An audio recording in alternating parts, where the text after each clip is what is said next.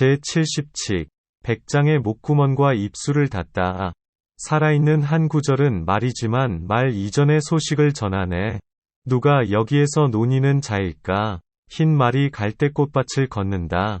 본칙 의산스님, 오봉스님, 우남스님이 함께 백장스님을 모시고 서 있었다. 백장스님이 의산스님에게 물었다. 목구멍과 입술을 닫았다. 무슨 말을 해보겠는가? 화산께서 말씀해 보십시오. 내가 사양치 않고 그대에게 말한다면 훗날 나의 자손을 잃을까 염려스럽다. 내용을 보겠습니다. 의산스님, 오봉스님, 우남스님이 함께 백장스님을 모시고 서 있었다. 일거수일투족이 법문 아닌 것이 없습니다. 이처럼 네 사람이 자리한 이 자리에 이미 세 개의 관문도 있고 향상의 구절도 있는 것입니다. 여기에 대해 원호스님은 말하기를 하하하. 처음부터 끝까지 혼잡이고 잘못이다. 그대는 서쪽 진나라로 향하고 나는 동쪽 노나라로 간다라고 하였습니다. 혼잡이고 잘못이다 라고 한 것은 저마다 서로 다르기도 하고 왜곡도 있다는 것입니다. 그리고 그것은 마치 한 사람은 진나라로 향하고 한 사람은 노나라로 가는 것과 같다는 것입니다. 백장스님이 의산스님에게 물었다. 목구멍을 막고 입술을 닫았다. 무슨 말을 해보겠는가? 목구멍을 막고 입술을 닫았다는 것은 곧 저 소리의 근원까지 끊었다는 것입니다. 소리 이전의 자리에서 한번 일러보라는 것입니다. 분별과 사량이 아득히 끊긴 자리에서 한마디 해보라는 것입니다. 이것은 곧 지금 그대의 공부를 점검해주겠다는 것입니다. 참고로 장견각 번역의 벽암록에서는 목구멍과 입을 닫아버리고 어떻게 말할 수 있을까라고 번역하고 있습니다. 옛사람은 말했습니다. 평지 위에서 죽은 사람이 무수하다. 현극님을 지나갈 수 있어야 좋은 솜씨이다. 저 녹야원에서 석가모니 부처님께서는 사성제를 말하고 열반의 도리를 설하셨습니다. 설법을 듣는 저 1252내 성문들은 어떤 자들일까요? 법화회상에 이르러서 사리자는 비로소 눈을 활짝 뜨고서 눈물을 흘리며 지난 날을 뉘우치고 수기를 얻음을 기뻐하였습니다. 어째서 옛 사람들은 현극님을 두고서 지나가게 했을까요? 지금 백장스님이 목구멍을 막고 입술을 닫았다고 한 것이 바로 이 현극님을 가리킵니다. 오랜 세월 동안 이 가시밭에서 머문 자가 아니라면 어찌 다음의 일을 감당할 수 있을 것인가? 모든 수행자는 반드시 이 현극님을 지나가야 합니다. 이것은 선택이 아니라 필수인 것입니다. 그러자 의산스님이 말했습니다. 화산께서 말씀해 보십시오. 이 한마디는 마치 천지를 진동하는 천둥소리와 같다고 하겠습니다. 의산스님은 어째서 자신에게도 입이 있는데 남의 입을 빌렸을까요? 이것은 마치 발가벗은 자가 노파의 옷을 빌리는 것과 같다고 하겠습니다. 여기에 대해 원호스님은 말하기를 한 가닥 길을 내는 곳이고 천길 절벽으로 우뚝하고 주와 객을 교환하는 활발발한 땅이라는 것이다 라고 하였습니다. 여기에는 위아래로 통하는 길이 있고 불국토를 장엄함이 있고 가사당부처가 설법을 하면 대통산부처가 그것을 듣고 대통산부처가 설법을 하면 만월부처가 그것을 듣는 도리가 있다는 것입니다. 여기에 대해 원호스님은 말하기를 길을 빌려 지나가는구나 라고 하였습니다.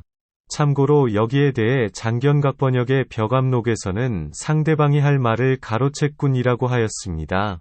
길을 빌려 지나가는구나 라고 한 것은 부처의 모습으로 보살의 모습으로 성문의 모습으로 번부의 모습으로 임한다는 것입니다.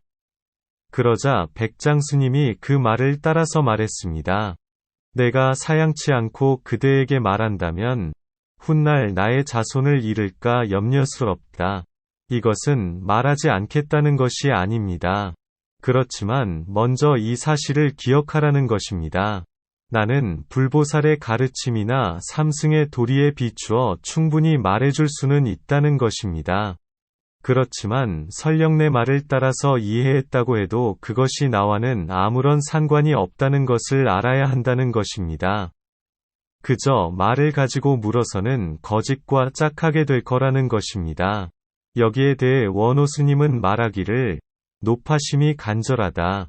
낫가죽 두께가 새치이다. 진흙과 어울리고 물과 합하였다. 몸을 빼앗겼다. 라고 하였습니다. 노파심이 간절하다라고 한 것은 내가 만약 말로 그대에게 하나하나 설명해 준다면 그것은 곧 노파가 손자를 대하는 마음과 같다는 것입니다. 그저 눈높이에 맞추어 말해주는 것일 뿐이라는 것입니다. 그런데 만약 그것을 철석같이 믿는다면 어떻게 되겠느냐는 것입니다. 낫가죽 두께가 새치이다라고 한 것은 부끄러운 줄도 모르고 수치스러운 줄도 모른다는 것입니다. 그러면서도 자신은 무엇이 잘못되었는지 전혀 알지 못한다는 것입니다. 진흙과 어울리고 물과 합하였다라고 한 것은 곧 말로 불성이니 본래 면목이니 설명해준다면 그것이 어찌 방편설이 아니겠느냐는 것입니다. 몸을 빼앗겼다라고 한 것은 곧 그렇게 해서는 저 진실한 몸을 얻을 수 없다는 것입니다. 점점 멀어질 뿐이라는 것입니다. 여기에 대해 설두 스님은 노래하였습니다. 도리어 화산께서 말씀해 보십시오. 호랑이 머리에 돋은 뿔이 무성한 풀에서 나왔다. 십주에는 봄이 다하고 꽃이 지는데 산호나무 숲에는 해가 밝고 밝다. 하나하나 살펴보도록 하겠습니다. 도리어 화산께서 말씀해 보십시오. 이것을 활구활구라고 부릅니다. 살아있는 구절이라는 것입니다. 죽은 자리에서 살아났다는 것입니다. 그리고 말이지만 말에 떨어지지 않았다는 것입니다. 그러기에 전광석화와 같고 천길절벽과 같다고 하는 것입니다. 여기에 대해 원호 스님은 말하기를 이것은 흡사해가 떠오르자 산호가지마다 빛을 반사하며 산호나무 숲 전체가 광채로 가득한 것과 같다라고 하였습니다. 참으로 기특한 때라는 것입니다. 마치 호랑이가 머리에 뿔을 얹은 것과 같다는 것입니다. 산호나무 숲 전체가 광채로 가득한 것과 같다라고 한 것은 저 태양의 광명에 감응하여 일체처에서 밝은 구슬이 모습을 나타내는 것과 같다는 것입니다. 여기에 대해 원호 스님은 말하기를 건곤을 덮었다. 벌써 칼날을 상하고 손을 범했다라고 하였습니다. 건곤을 덮었다라고 한 것은 곧 감히 누구도 이 한 구절을 어쩌지 못한다는 것입니다. 벌써 칼날을 상하고 손을 범했다라고 한 것은 허다한 자들이 여기에 대해 두 눈을 부릅뜨고서 칼을 뽑았어도 오히려 자신의 칼이 상하고 손을 베었다는 것입니다. 호랑이 머리에 돋은 뿔이 무성한 풀에서 나왔다. 이빨이 없는 호랑이라는 말도 있습니다. 그러나 여기에서는 오히려 머리에 뿔까지 얹고서 풀을 해치고 여러 무리들 앞에 모습을 드러냈다는 것입니다. 그 모습은 말 그대로 꼬리를 태운 호랑이와 같았다는 것입니다. 그대로 양춘설곡이라는 것입니다. 십주에는 봄이 다하고 꽃이 지는데 십주란 하나의 대륙이 10개로 나누어진 큰 섬나라들을 가리킵니다. 각각의 나라들은 저마다의 진귀함을 가지고 있다고 하였습니다. 그럼에도 불구하고 봄이 다하면 꽃이 모두 진다는 것입니다. 여전히 생주이멸의 틀에서 벗어나지 못한다는 것입니다. 산호나무 숲에는 해가 밝고 밝다. 그러나 저 산호숲은 꽃이 지지 않는다는 것입니다. 바다를 뒤엎고 드러난 산호숲은 가지마다 태양을 마주하여 광채를 서로 비추며 무한한 세계를 펼친다는 것입니다. 저 의산 스님의 한 구절이 이와 같다는 것입니다. 여기에 대해 원호 스님은 말하기를 천중백잡이다. 어찌 100가지 풀에서 그를 찾을 수 있을 것인가? 그가 대답한 뜻은 하늘을 덮고 땅을 덮었다라고 하였습니다. 천중백잡이다라고 한 것은 곧 뇌 신경망처럼 겹겹으로 뒤엉켜 있다는 것입니다. 어찌 100가지 풀에서 그를 찾을 수 있을 것인가 라고 한 것은 위로 향하는 하나의 구멍을 뚫는 자가 아니라면 그를 알아보지 못한다는 것입니다. 하늘을 덮고 땅을 덮었다라고 한 것은 그대로 천길절벽과 같다는 것입니다.